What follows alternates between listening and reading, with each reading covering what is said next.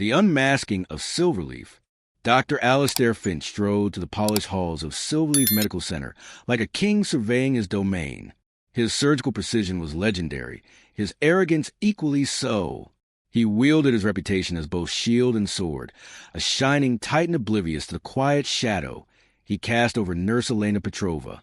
For nearly a decade, Elena had been the silent backbone of Silverleaf Surgical Wing, her diligent care adored by patients, yet she remained an outsider to many, especially to Dr. Finch. Her subtle accent, her humble beginnings. Even the hue of her skin seemed to grate on their nerves, a quiet prejudice festering beneath the hospital's gleaming facade. Finch, a master duplicity, reserved his most venomous barbs for Elena, his fake smile for superiors curdling into disdain behind closed doors. One crisp morning, Elena arrived, her eyes heavy from a night spent tending to her ailing mother.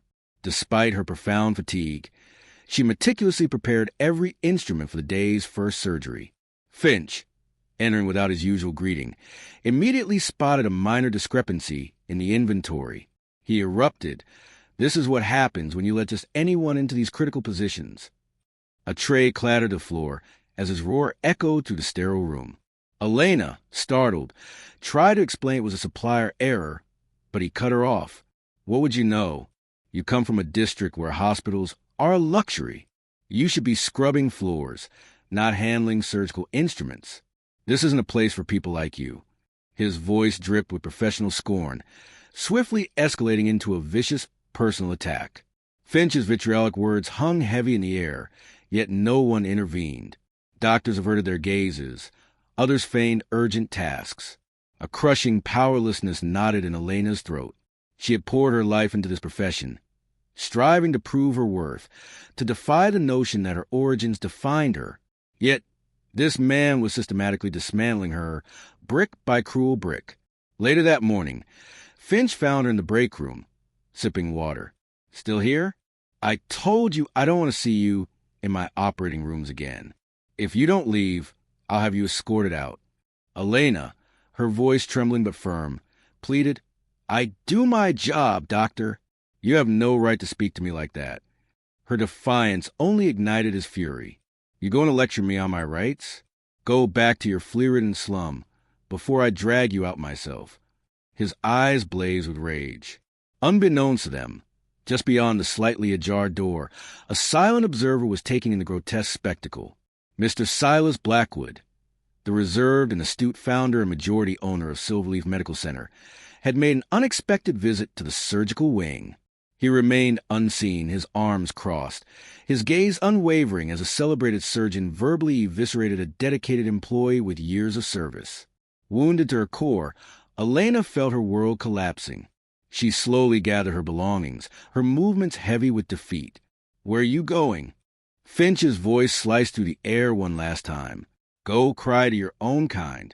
And don't forget to close the door on your way out. Patients in the waiting area watched, bewildered. No one spoke. No one defended her. In a corner, an elderly woman who had known Elena for years sighed softly. That girl doesn't deserve this, she murmured sadly. As Elena retreated, her heart heavy, a firm voice resonated from the end of the corridor. Nurse Petrova, stop right there. I need a word with you. Elena froze. She recognized that voice. Slowly, she turned to see Mr. Blackwood emerge from his office, his face grim. Finch's face drained of color. The silence was absolute. Finch attempted his usual practice smile for superiors, but Blackwood offered no reciprocal warmth. He walked slowly toward them, his gaze fixed on the surgeon. Elena clutched her folders to her chest, unsure if she had just been saved or if everything was about to worsen. No one in the hallway dared to breathe. Then the owner spoke. Mr. Blackwood stopped before Elena, his expression a mix of gravity and sorrow. He didn't speak to her immediately. Then, without even glancing at the surgeon, he said in a low, firm voice, "This is what happens when I'm not present. This is how staff are treated here." Elena could only nod, her eyes glistening, still reeling from the shock. Finch, true to form, attempted to interject, his arrogance thinly veiling his feigned courtesy. "Mr. Blackwood, you don't understand. This nurse has been a constant distraction. She's made errors, but Blackwood raised a hand, cut him off without a glance. I'm speaking with her. Finch fell silent instantly. The tension in the air was palpable, sharp enough to cut with a scalpel. Mr. Blackwood looked at Elena with renewed focus. How many years have you been here, nurse? Elena, still trembling, managed to respond, her voice catching. 8 years, sir. I've never had a formal complaint. Blackwood nodded slowly, as if confirming a long-held suspicion. And in all that time, how many times have you been publicly recognized for your work? Elena looked down. None. The silence once again filled the hallway, the hushed murmurs ceasing entirely. Employees discreetly peered from doorways, eager to witness the unfolding drama. Dr. Finch. He could endure it no longer. He stepped forward, his voice rising slightly. Mr. Blackwood, with all due respect, we cannot allow this hospital to compromise its professional standards due to sentimentality. This woman is not equipped to remain in the operating room, and her attitude, her background, only creates disorder. It was at that precise moment that Blackwood slowly turned and met his gaze. Are you suggesting that someone's humble origins define their professional capability? Finch froze as if suddenly realizing the profound implications of his own words. The hospital owner took a few slow steps toward him. I was born in a district poorer than any you've ever known, Dr. Finch. My mother was a nurse, and she raised 4 children by washing clothes at night. So, be very careful with the words you choose when you speak of people's backgrounds. Finch attempted to recover, offering a nervous smile, but it was clear the ground was crumbling beneath his feet. Elena's heart pounded, yet she still couldn't grasp if this was her salvation or merely a brief reprieve before losing everything. If you'll permit me, Finch said, his voice now barely a whisper, I only want what's best for the hospital. I've always strived to maintain standards to prevent errors. Blackwood interrupted him.